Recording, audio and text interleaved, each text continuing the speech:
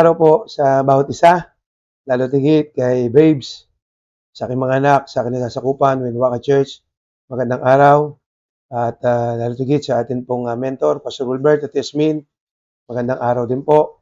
Salamat po sa opportunity again na maging pagpapala po nito pong ating ginagawang pag-aaral sa ating pong grupo.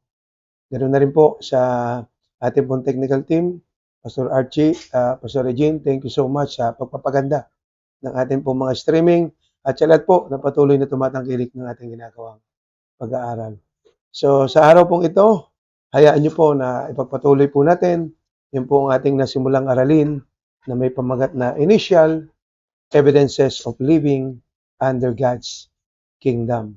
Napaka-importante po nito again because sinabi po ng ating leader bago nag-umpisa o sa umpisa pa lang po nung taon, sinabi niya 2023 is the year of kingdom manifestation para po talagang magmanifesto yung pong paghahari ng Diyos sa ating buhay. Ang number one po na kailangan nating malaman, ano ba talaga yung kingdom? Kingdom is a country or nation governed by a king.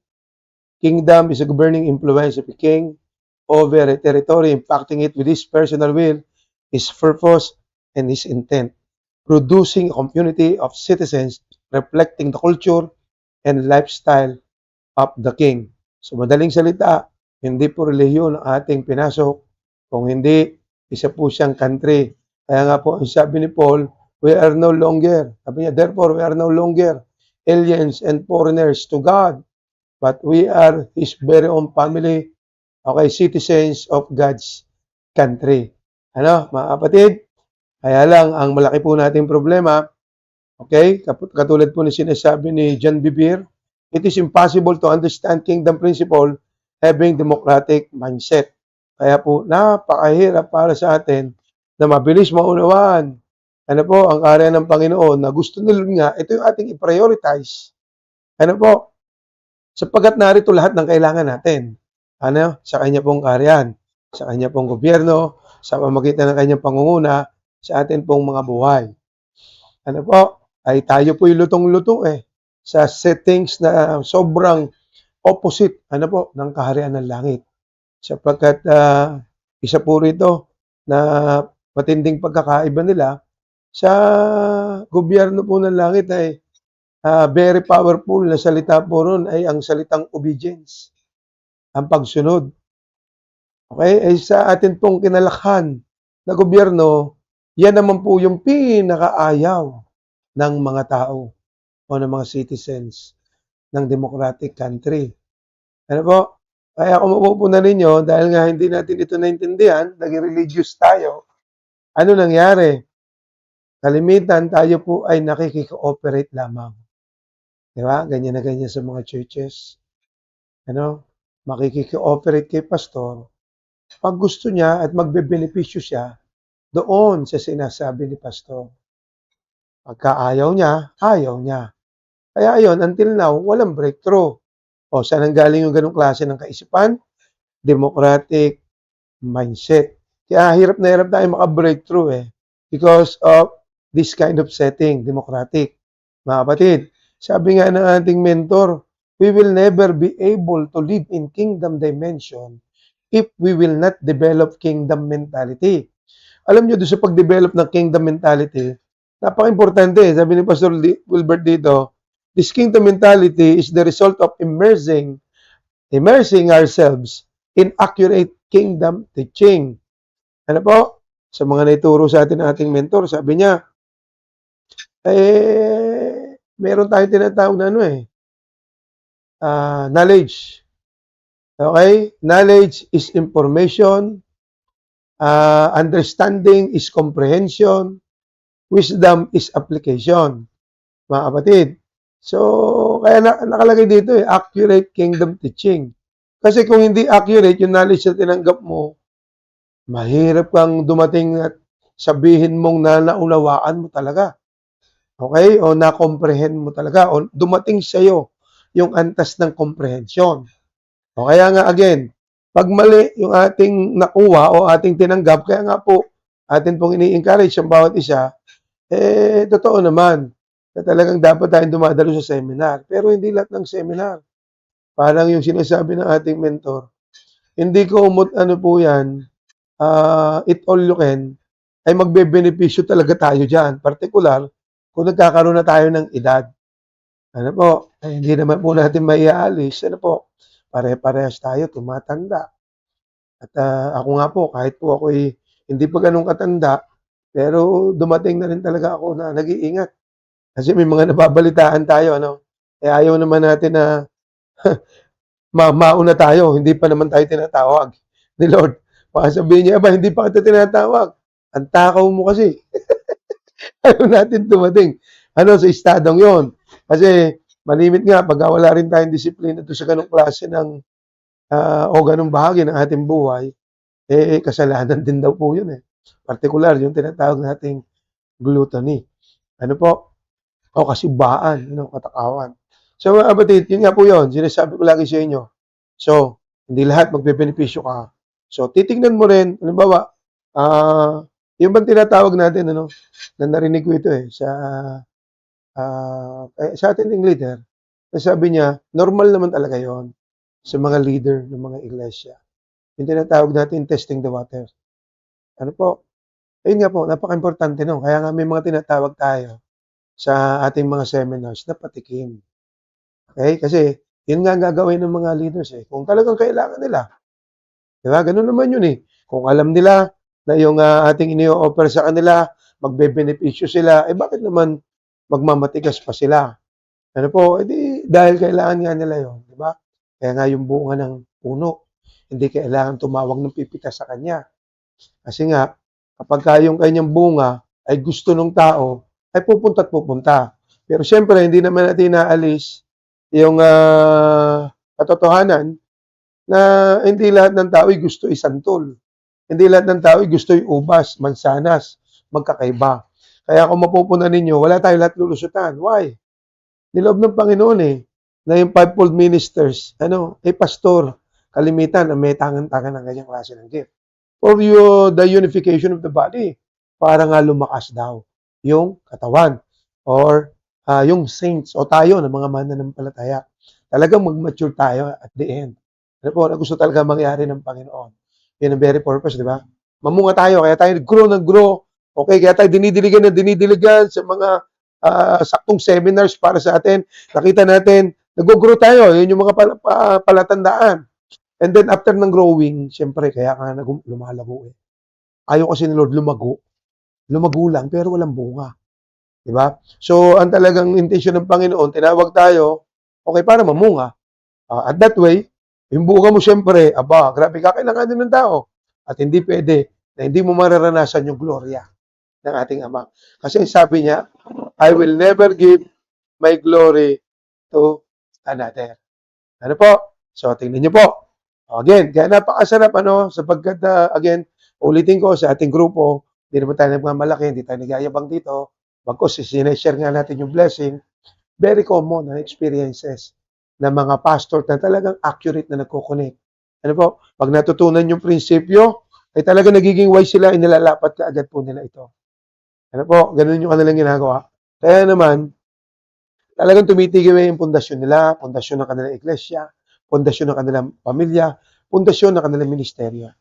Okay? Why? Nabuwag na yung democratic mindset. Napalitan ng kingdom mentality. So, hindi tayo makakaranas ng pag-aari ng Panginoon sa ating buhay, mga kapatid, without us changing the way we think. Mga kapatid, kaya nga ang una, na ebidensya na talagang tayo po'y namumuhay na sa ilalim ng paghahari o kaharian ng ating Panginoon, ay talaga po nagbago. Talaga nagbago. Okay? Kaya nga po, yung sinabi ng ating mentor, sabi niya, upgrading and upgrading, training, something like that, is pricey. But ignorance is more costly. Ito po yun, kasi mas matindi ang ating pinagbabayaran eh. Hindi lang pera. Panahon na aaksaya. Di ba? Ano pa? Lakas natin.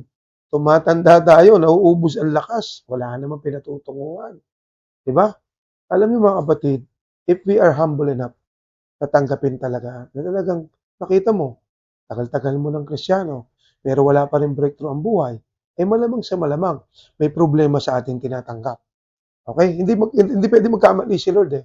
Na kapag tama yung ating naririnig o somehow yung pagdidinig sa atin, di ba? Hindi pwedeng hindi ka lalago. Okay? At dire-diretso yun. Dire-diretso yun. Okay? Until such time, okay, mamunga ka. Pag namumunga ka na, lagi ko hindi dinideclare yan, di ba? Pag namumunga ka na, kasi doon mo mararanasan talaga. Doon mo mapapatunayan, di ba? Na sabi nga ni Pastor Wilbert, our fruit is the proof that we are called by God. Okay, ulitin ko sa inyo ha. Si Pastor Wilbert nagsabi nito. Sabi niya, our fruit is the proof that we are called by God. Yung ating bunga nagpapatunay. Kasi ang sabi ng Biblia, okay, by their fruits, you shall know them. So yung una, new life, mga kapatid, ang sumunod natin pinag-usapan, unification, okay, naintindihan natin na talagang hindi pwede na wala tayong sinusunod na tao. Kasi kaya nga ang Panginoon nagkatawan tao, tapos in-establish niya, siya yung ulo ng kanyang katawan, which is yung church nga po natin. Kaya lang, nung umakyat na siya, sa kanang luklukan ng Ama, alam ng Panginoon. Okay, delikado ang church kapag walang naging representante siya sa iglesia. Kaya sa Ephesians 4, okay, prior sa kanyang ascension, okay, sa heaven, ano pong ginawa niya? Nagbigay ng gift, nagbigay ng regalo sa mga churches. Okay? At yun po ay ang inyong mga pastor. Kaya nga inuulit ko sa inyo, it takes two to tango. Okay? Huwag nyo naman masyadong sisihin ang inyong pastor. Okay? Pastor, huwag mo rin sisihin mga member mo. Diba? Kung diyan na tayo inabot sa sitwasyon na talagang nakita natin na nahihirapan talaga mag-unite. Talagang na-experience natin na talagang ang hirap pala magkaisa talaga. Okay? In fact, yan yung the longest prayer of our Lord Jesus Christ, John chapter 17. At yan din yung cry out ni Paul, make my joy complete by having the same mind. Di ba? Kaya nga kami mga pastor, doon kami tuwan-tuwa. Pag nakita namin yung mga leaders namin, parehas na namin mag-isip. Tinginan pa lang, okay, body movement pa lang, alam na nila. Okay, ang biro nga natin dyan, ehem pa lang, alam na nila. Ako, napakasarap. Kapag naranasan natin, na dahil po doon sa ating ginagawa, na pag-update, ang dami nating natututunan. Okay, ang dami natin ngayong nai-apply, kaya talagang patuloy tayong lumalago. At doon nakikita natin, na ituturo din natin sa ating mga miyembro, particular sa ating mga leaders, sa ating workers, nalalaman nila uti-uti, ito pala yung aking strength. Somehow, ito yung aking part dito sa church na ito. Okay? At hindi siya maiinggit doon sa kanyang kapwa. Okay, mananampalataya. Kasi alam niya, yung part na yon, doon siya kailangan pagkatiwalaan. Maybe, yun yung pala yung kanyang gift na gagamitin niya. Okay? Na kung saan ito yung kanyang bunga o seed gift na tinatawag para siya po ay mag-lead sa kanyang marketplace o sa area ng kanyang influence.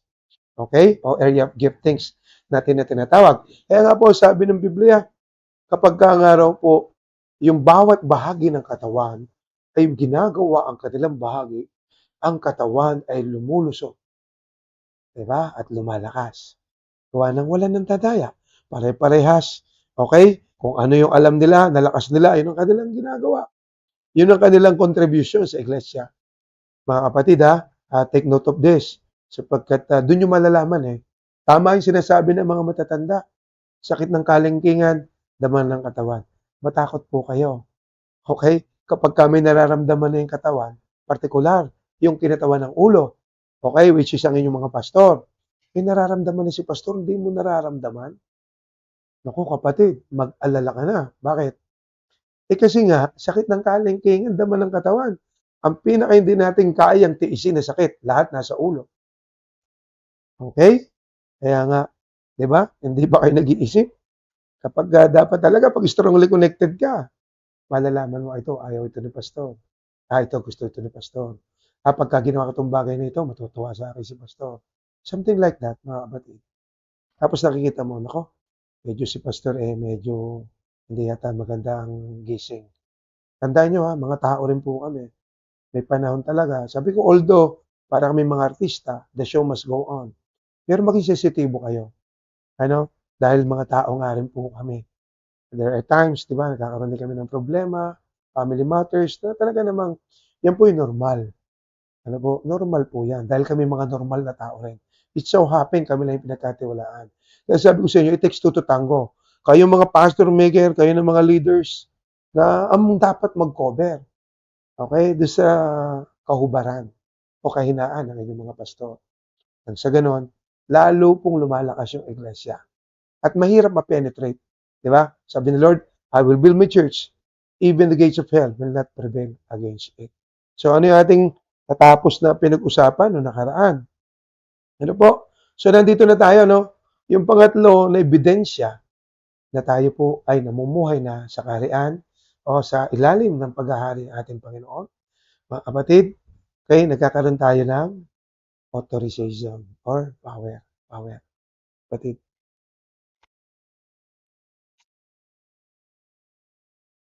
Power.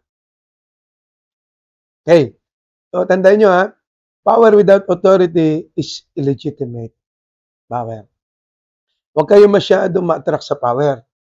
Kasi, di ba, lagi tayong ganyan. Mostly naman tayo, ganun. Wow, napakagaling yung magturo. Okay? Eh kung hindi mo pa siya kilala, tapos kaya nga si Pastor Robert doon ako humanga eh. Sabi niya, bago ka mag-connect. Ganun siya mag-challenge talaga, kaya talagang kahanga-hanga. Ang sabi niya, bago kayo mag-connect sa akin, magkaroon muna kayo ng BI. No? BI. Ang alam ko nung araw, yung BI, bad influence. Yung pala, background investigation. Yung tinutukoy. Isipin nyo, grabe yung tapang niya, no? Dahil bihira naman yung mga ganun na nagtuturo. Na, basta siya, turo lang ng turo. Kaya, hindi na, pero si Pastor, kakaiba eh. Sabi niya, bago ka mag-connect, mag-imbestiga ka muna sa akin. Grabe, di ba?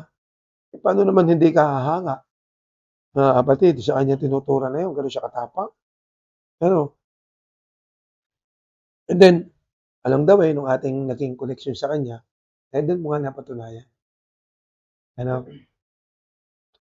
Na talagang totoo yung kanya sinasabi. Napaka-importante. Kasi isa nga sa mga vital ano yun. Siya rin nagsabi. Yung paghahanap mo ng mentor, soon to become your spiritual father, vital part yun. Kasi, paano kung halimbawa, hindi mo naman talaga kilala yun. Impart sa'yo. Wala kang kamalay-malay. Yung lahat ng ini-impart sa'yo, damay yung asawa mo, damay ang mga susunod na henerasyon sa'yo. Diba? Kung mapunod sa Book of Hosea, chapter 4, tapos basahin nyo yun, hindi lang yung 6. Makita nyo ron na hindi lang yung katalinuhan na isasalin, pati kamangmangan na isasalin din sa mga susunod na henerasyon. Kaya yun po yun. Paano kung mali pala yung tinuturo sa atin? Kaya nga ang challenge ng Panginoong Kristo, paano malaman kung tama o mali? By their fruits, you shall know them. Okay? Kaya nga tayo, kalimitan sinasabi natin yung ating mga experiences. Kaya nga lakas ng loob natin magsabi, common. Sino yung common? Dito sa mga strongly connected. Kaya nga, sobrang highlighted sa atin yung sinabi ni Pastor Robert that connection determines our supply. Sabi rin ng mentor niya yun. Ay, totoo talaga. It depends on our connection to our, yung tinitake natin as our spiritual father. Depende yun. Hindi pwede tinatawag mo lang na pastor. Hindi mo pwede tinatawag na, ito yung aking mentor. Sabi nga ng ating leader, mas maganda siya yung magsabi sa inyo. Ito yung aking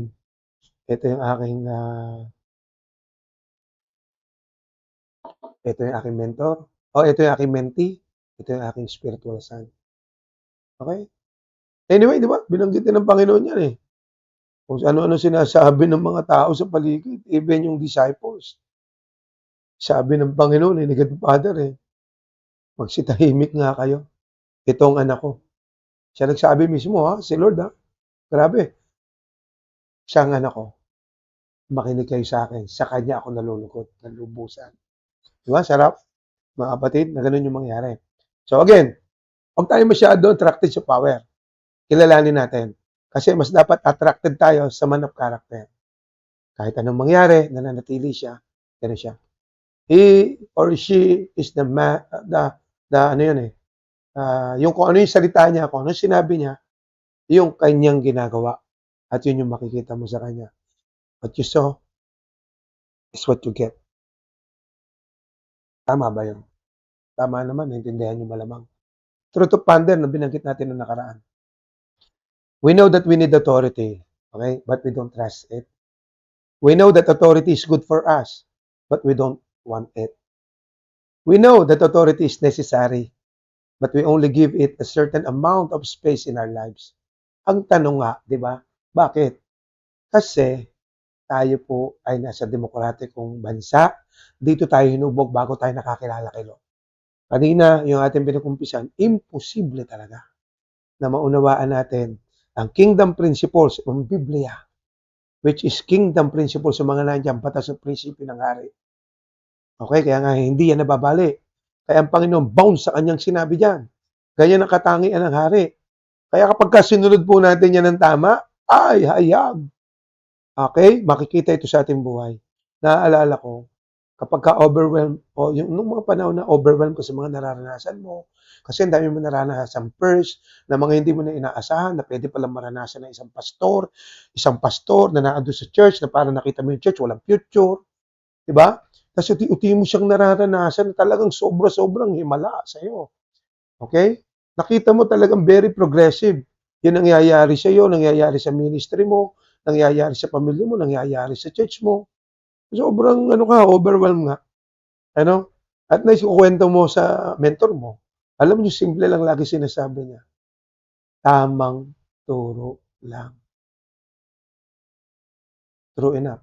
Kasi, sabi ko nga sa inyo, every time nagre-release si pastor ng word, year after year. So, sinanay na namin sarili. Talagang kunin namin siya. Tapos, ako bilang leader din ng iglesia, tingnan ko rin, talagang hanapin ko kay Lord, anong direksyon namin?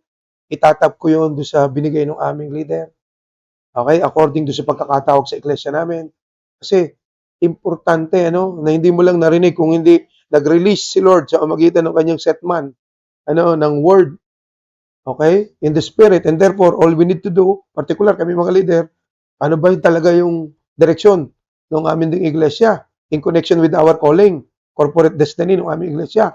So, ang gagawin namin doon, itatap namin siya doon. Okay? Para ano mangyari? Kita mo, nasa season ka. Ano po? At yun po, year after year, talagang tinitingnan namin, okay, nasa na tayo? Kasi importante, kasi ayaw natin yung mga natutunan natin sa ating mentor, ayaw natin yung plateau stage o yung hindi na kumilos. Kasi ang kasunod noon, decline. Siyempre, wala namang siyempre nangangarap mag-decline yung church niya eh. Lahat tayo, ang pag-asa natin, gusto talaga natin. Patuloy na kung saan ay papataas. Kaya nga, nababanggit ko sa aking mga pagtuturo sa aking nasasakupan, there's no other way but up. Kasi si Lord yung nagsabi, come up higher. Come up higher. Kasi gusto niya, okay, kapag patuloy na tumataas ang antas ng ating relationship sa Kanya, ano nangyayari mga kapatid? Particular tayo kasi talagang whether we like it or not, ang leader natin, ang mentor niya, nag-ooperate, okay, sa prophetic apostolic, hindi pwedeng hindi tayo mababagi yan. Kaya napakaganda sa group natin eh. Kapag patuloy-patuloy, talaga nag-update tayo under do sa ating leader. Therefore, ano nagiging epekto nito? Okay? Ito yung mga ebidensya nga, mga kapatid, ng karyan o paghahari ng Panginoon sa ating mga buhay. Nalalaman mo ngayon. Kaya si Pastor, nagre-release talaga siya eh. Kasi, dahil nga siya po ay nag-ooperate din in prophetic tsaka apostolic, so, nalalaman niya, di ba ganun ang prophetic? Nalalaman niya yung things to come. Why? Because he keeps on, punta na siya ng punta doon sa higher place. Kasi si Lord yung nagsabi nun, come up higher, and I will show you things to come. Sabi niya gano'n. Di ba po? Kaya nako, doon mo mga makikita ng lubusan eh. Yung palang ibinabayad mo ay ay hindi sasapat doon sa mga mararanasan mo. Grabe mga mararanasan mo. Kaya nga kailangan talaga accurate yung ating connection. Strong yung ating connection sa ating mga leader. Ano po? Patandaan ninyo, sabi ni Dr. Miles Monroe, authority is God's greatest gift and greatest protection to us. Okay? Kaya nga sabi Psalm 91, 1-2. Okay? Ang version ng Bible is Legacy Standard Bible. He who abides. Okay? Siya yung sumusunod. Siya yung ang Diyos talaga ang kanyang ang focus niya. Siya talaga yung pinaglilingkuran niya. Wala siyang ibang gustong gawin kundi bigyan ng karangalan si Lord. Okay. O ano raw mangyayari sa kanya? Okay, he who abides in the shelter of the Most High will abide in the shadow of the Almighty. Okay? And I will say to Yahweh, my refuge and my fortress. Yan po yan. Ako, napakaganda niyan. Starting point lang ito. Pero ang talagang katotohanan dito, kapag ka po tayo ay under ng God's authority through the set man o through our pastor na tinitake or let's say our spiritual father na tinitake kapag ka-under ka niya. Okay? So, atin din pong pinag-usapan the power of authority. The most powerful position on earth is under authority. Authority is the safest place for all things to be. Discovering your authority is the key to freedom. Totoong kalayaan po yun. Okay? Tandaan ninyo freedom without authority is anarchy. Mga kapatid, so meaning to say, kailangan ng batas na sinusunod. Ang anarchy kasi lawless. Okay? Pag lawless, ibig sabihin, walang sinusunod na batas yon. Okay? Ayaw sundin yung batas. Talagang kung anong gusto niya, yun ang gusto niya. O, akala niya, yun talaga ang freedom. Ang freedom ay yung pong pagsunod mo sa batas at limitasyon ay tinakda ng Panginoon sa iyo para talagang totally, okay, magpangsyong ka ng malaya. Yun ang ibig sabihin doon. Kaya vital yung sinabi nga ni Pastor Wilbert vital part yung pagdiskubre sa authority na tinakda ng Panginoon sa buhay mo. Sino yun? Yun ang hahanapin mo. Kasi hindi naman talaga tayo makakadirekta kay Lord. Mga kapatid. So, pang-apat, authority is the key to be free from stress. Authority din. Yan ang kapangyarihan ng authority. Pag natagpuan mo siya, kapag kayo nagsasubmit sa authority, binigay sa'yo ng Panginoon, ano mangyayari sa'yo? Di free from stress. Why? Yung pinagpapasakupan, siya ngayon na responsible sa buhay mo, accountable kay Lord sa buhay mo. Panlima, absence of authority brings self-destruction.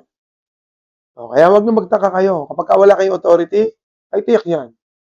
Ang kahantungan nyo, wala maglalatag ng mga batas at prinsipyo na susundin nyo di kung anong gusto nyo, hindi na mangyayari.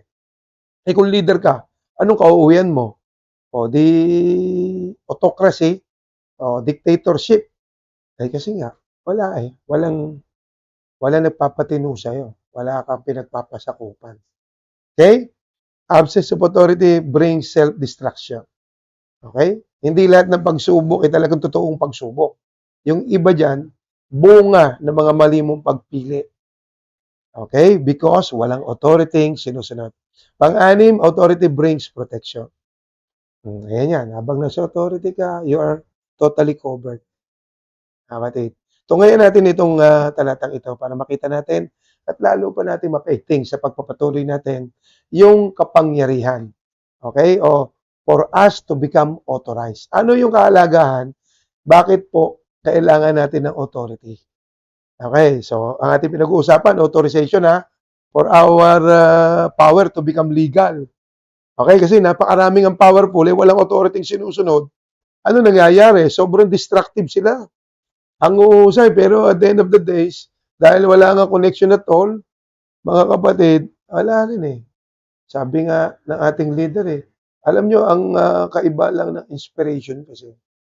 Dapat lang talaga tayo ma-inspire. Doon nag-start yun Pero Diyos ko, kung tagal-tagal mo na tinuturuan, puro inspiration lang. Ang kailangan kasi natin ay yung pag-build sa atin. Mga kapatid, kung lagi lang tayo na-inspire, may expiration po ang inspiration Di ba? Parang tayo nung araw. Inspire ka dyan sa iyong asawa. Dumating na kayo naging mag-asawa. Di ba? Naranasan nyo rin ma-expired. Di ba? Mga kapatid, kasi mas marami ka nang mararanasan Differences, ayan na, malalaman na ninyo. Kung wala kang authority na mag-build sa'yo, okay? Yung gift mo, hindi mo na matuklasan Ay yung pa naman yung gagamitin mo for you to become powerful, to become successful in your place of influence, in your marketplace na tinatawag. O, tingnan natin ito ha. Okay? Ito ay istorya ng ng sundalo. Matthew 8:9 to 10. O, dito na lang tayo ha. Shortcut, paliwanag ko na lang malamang sa inyo. Ito yung istorya ng centurion, kapitan ng mga sundalong Romano. Ano? So, kinausap niya ang Panginoon. Sabi niya, Lord, baka pwede niyo pong pagalingin yung aking pong katulong. Sabi niya gano'n. Kasi may karamdaman po sa amin pong tahanan.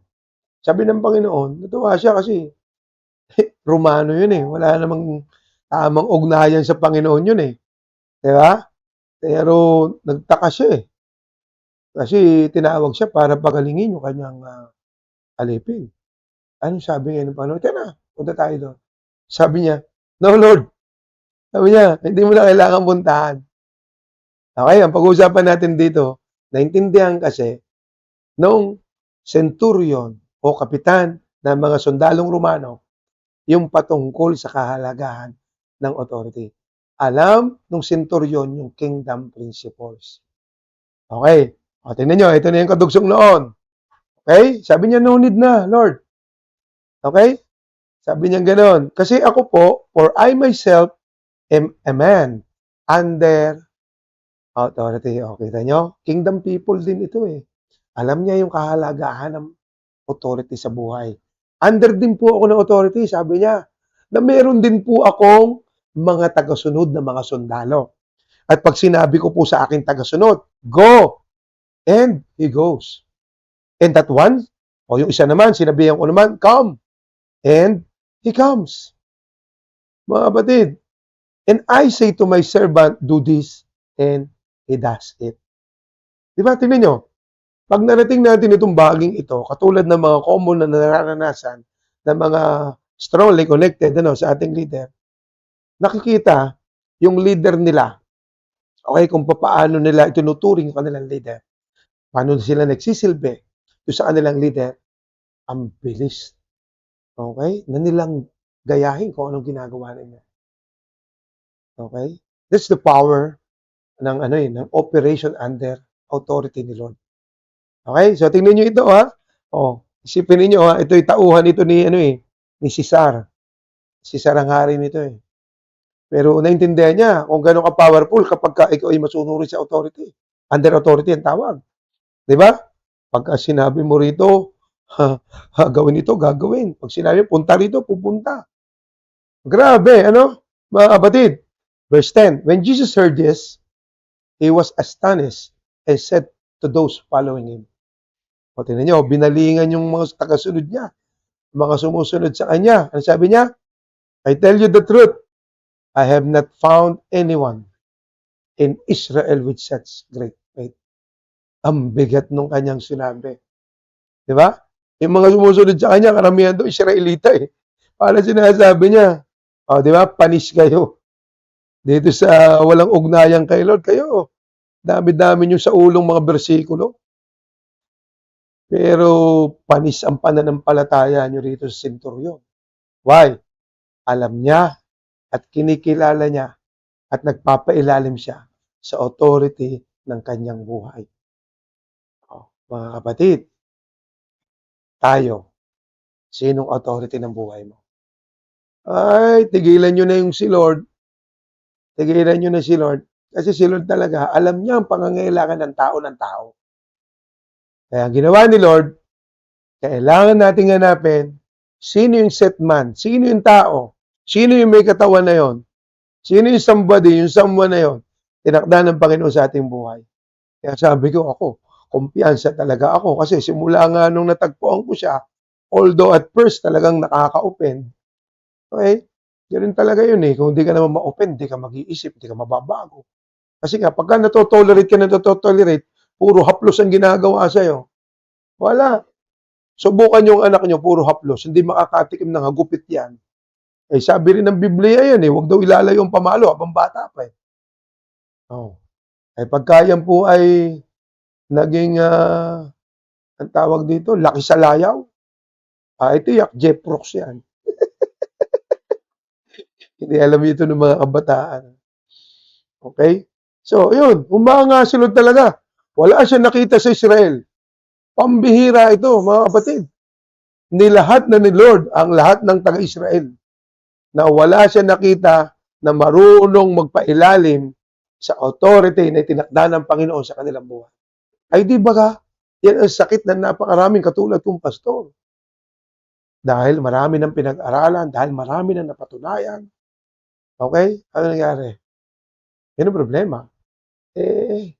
Nakagawa nga ako ng turo about this, yung nag-aaral ako ng nag-aaral.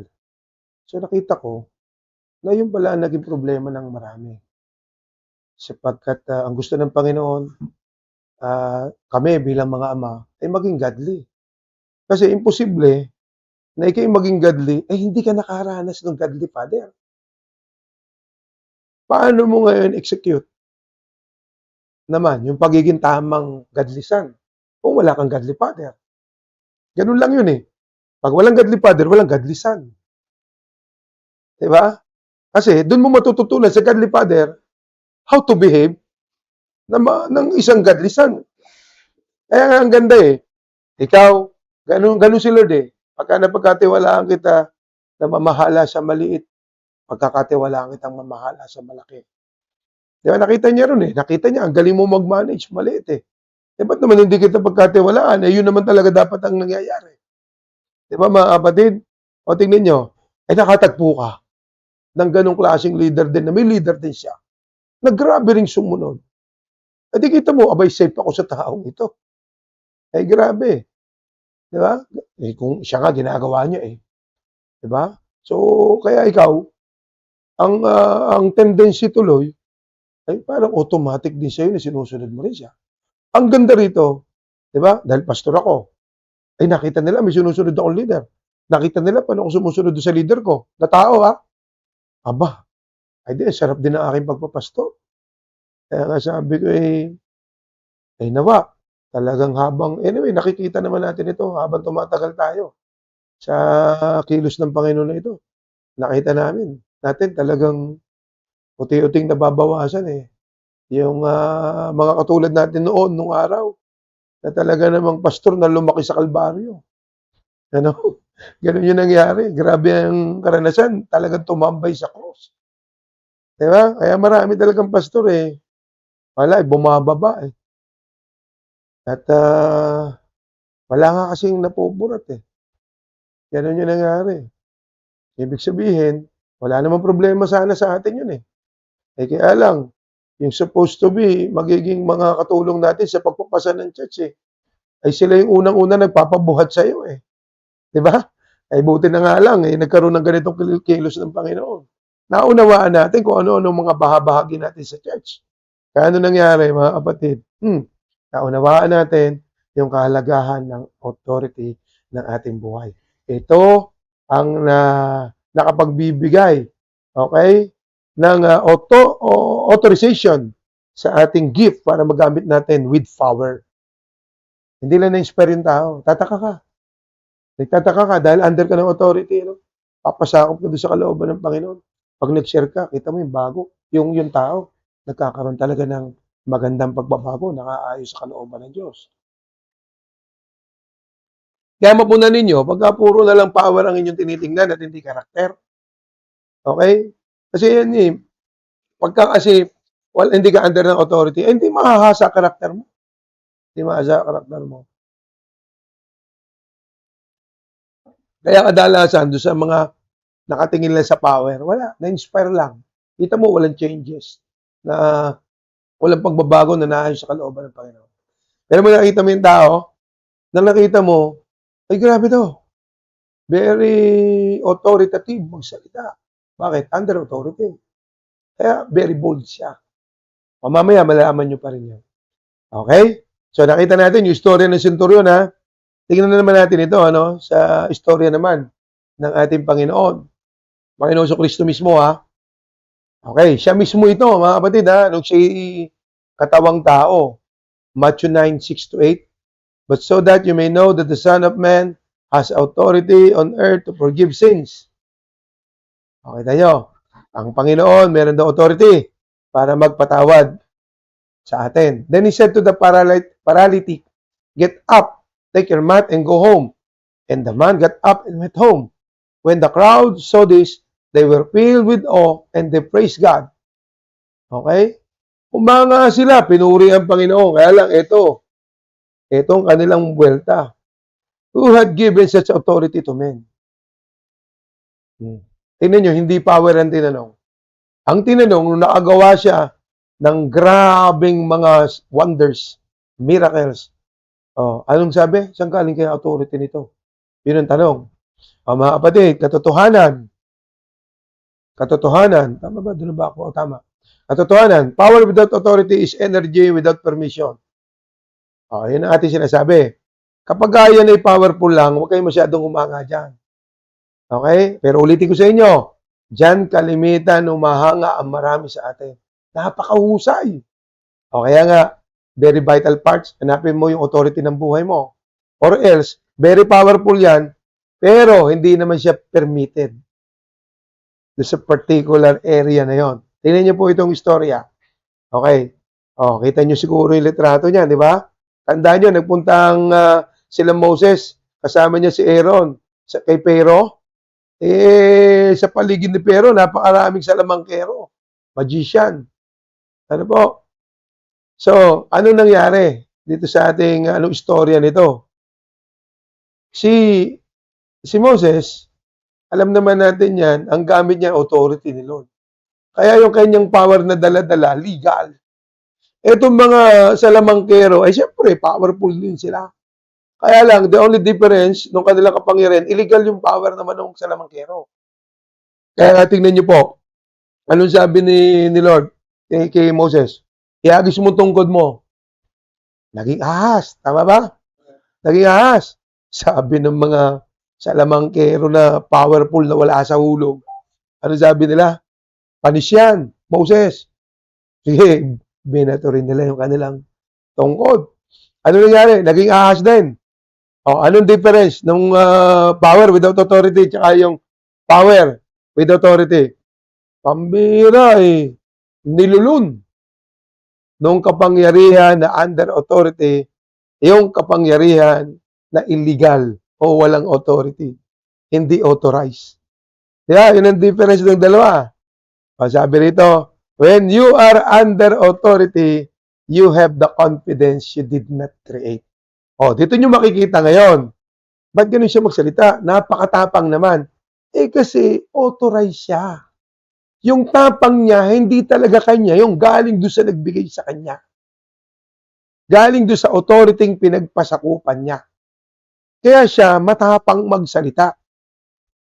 Okay? Why? Kasi alam niya, authorized siya. Authorized siya. Hindi yung siya walang direction at all. Basta gamit ng power. Diba? Subukan ninyo yung machine gun.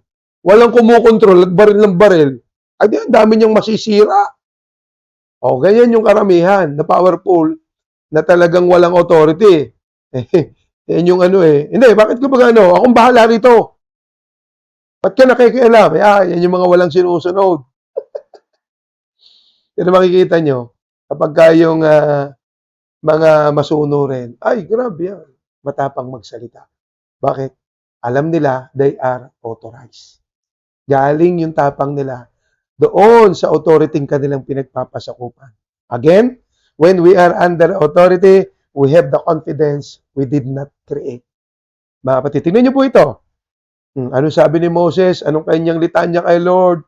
Please, Lord, I have never been eloquent, neither recently nor in time past, nor since thou hast spoken to thy servant, for I am slow of speech and slow of tongue. Ako nga po kapag ka magsasalita, pupunta ako sa ibang lugar. Grabe ang kaba ko kasi nga, alam ko, hindi naman ako fluent. Alam ko, utal-utal ako. Maraming pagkakataon, mali ang aking grammar.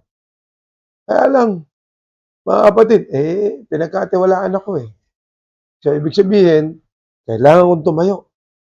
Okay? Kailangan kong gawin na malugod ang Panginoon sa akin sa magitan ng ano yun, nalulugod yung leader ko sa akin. Pag mandated ka doon sa isang lugar, so sumunod ka lang. Di ba? Sabi ko nga sa inyo kanina, anong powerful word in God's kingdom? Obedience.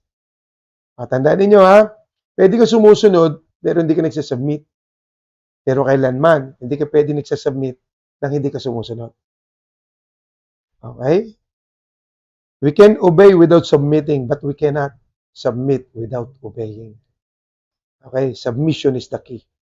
Okay? To live under God's kingdom. Mga kapatid, sino pa ang ating example dyan? Na talaga namang nung umpisa, ganun ang mga litanya, pero naging great man ni Lord. Bakit? Under sila ng authority ni Lord. Sinunod kung ano yung instruction ni Lord. O ano sabi naman ni Gideon?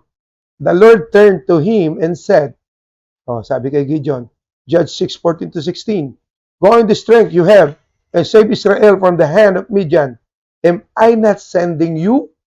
Anong sagot niya? Please, my Lord. Gideon replied, How can I save Israel? Indeed, my clan is the weakest in Manasseh, and I am the youngest in my father's house. Grabe, no? Talagang totoo yung sinasabi ng Biblia eh. Ang sabi ng Panginoon, sumunod kayo sa akin. Nako, hihiyain ko yung mga galing-galingan na yan. Hihiyain ko yung mga fluent na yan. Diba? Hihiyain ko yung mga yan kasi hindi naman masunurin sa akin yan.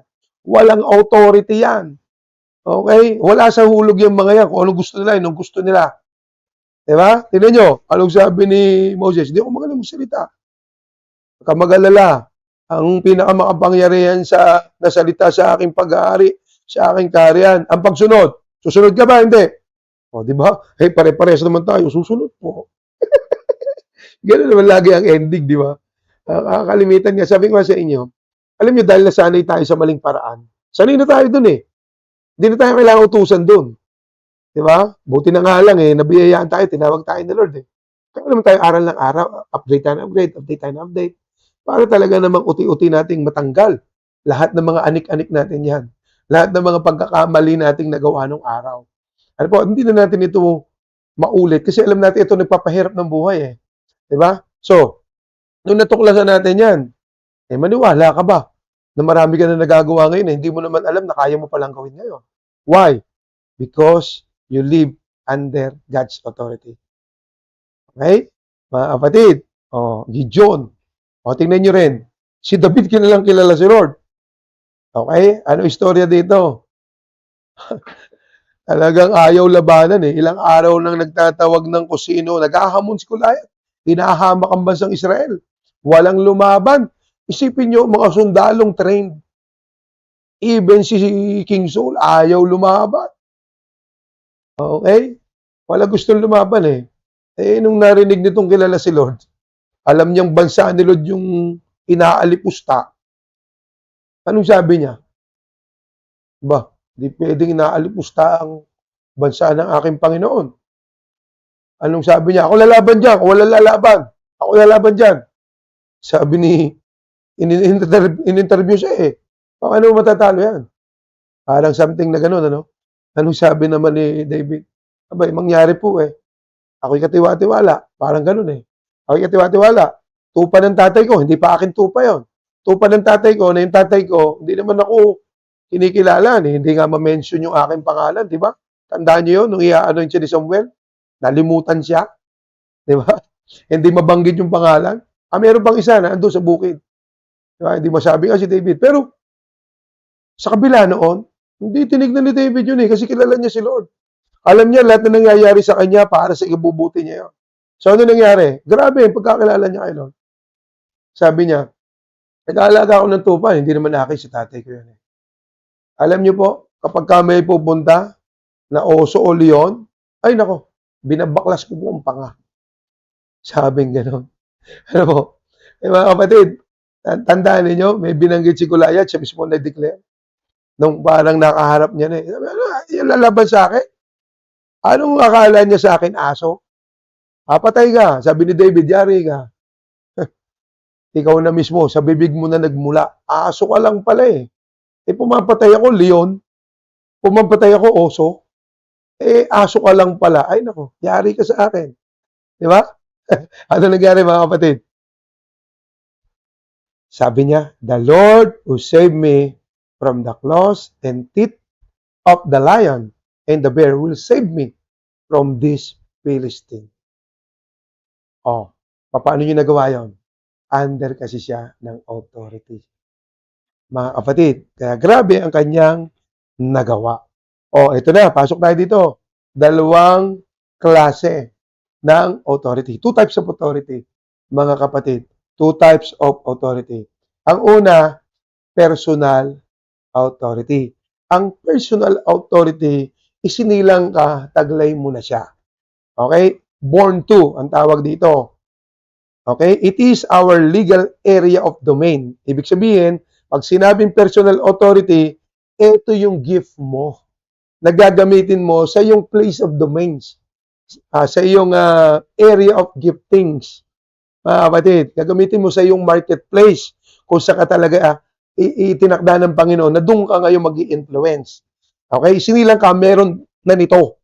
Kaya nga mga kapatid, the mere fact na tinuruan tayo ni Pastor Robert noong nakaraan, di ba? Pinakita niya yung tungkol sa sperm at saka dito sa egg cell na napakarami, almost ilang 100 millions of cells, sperm cell na lalaki.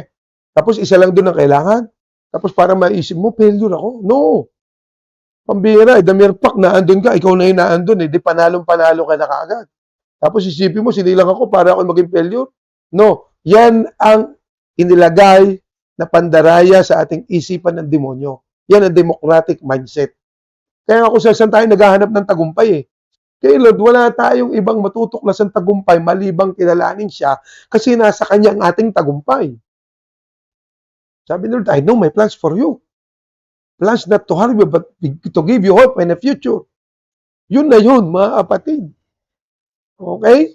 Kaya tingnan nyo, personal authority is your legal area of domain established by the manufacturer. Ay, sino ba yung manufacturer? Sino ba ang lumikha sa atin? Si Lord.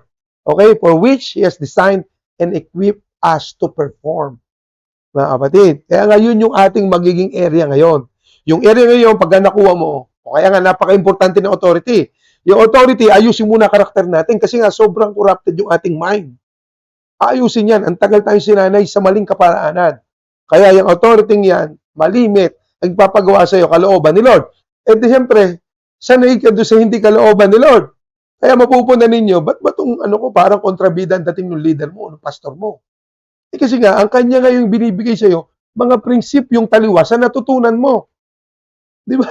Kaya talagang nahihirapan tayo at first. Pero makita mo naman along the way, sumunod ka lang. Makikita mo na yung palang inyong ginagawa ay para po talaga sa inyo yun at hindi po para sa kanila. Kayo po ang magbe-benepisyo noon at hindi po sila. Mga kapatid. Okay. Personal authority, yan din po yung ating natural area of gifting. Ibig sabihin, yan nga po yung ating place of domain. Na kapatid, may taglay-taglay ka, personal authority mo, ito yung gagamitin mo para magtagumpay ka. Okay? Kaya lang, ulitin ko po sa inyo, kailangan natin itong pangalawa para magtagumpay tayo. Pero prior to that, ito muna pala. It is the submission to God's order in creation. Yan po yung personal authority. It is also the discovery of God's purpose in creation. Okay. Submission to order in creation. Ibig sabihin, doon mo malalaman along the way pag under ka ng authority, dito pala ako. Ito pala yung order. Kasi pag hindi mo nalaman kung ano yung total order, okay, na kung saan ka talaga dapat nandun, disorder ang kahantungan. Okay? Tapos discover mo kung ano yung purpose ni Lord sa'yo. Okay, yan ang tawag doon, personal authority. Ano pa yun? It is the fulfillment of assignment. Yun din yun.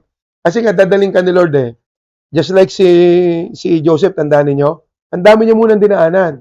Pero, nakita ng Panginoon, gaano siya katapat kay Lord at nagpapailalim sa kanyang otoridad. Anong ending? Dinala na siya sa kanyang place of influence. Ano yun? To become ano yan eh, almost king din talaga ng Israel siya. Pinagkatiwalaan talaga siya. Di ba? Ganun ang kanyang naging mandato. Fulfillment of assignment we are created to do. Pangalawa, ito na yun. Para po talagang mangyari na kung saan may ilagay tayo ng tama ng Panginoon doon sa lugar na talaga itinakda para sa atin. Ang tawag personal authority. Yun yung ating place of domain. Doon talaga tayo magli-lead. Doon talaga tayo mag-i-influence. Doon talaga mag-a-advance sa kingdom ni Lord sa magitan ng gift na binigay ng Panginoon sa atin.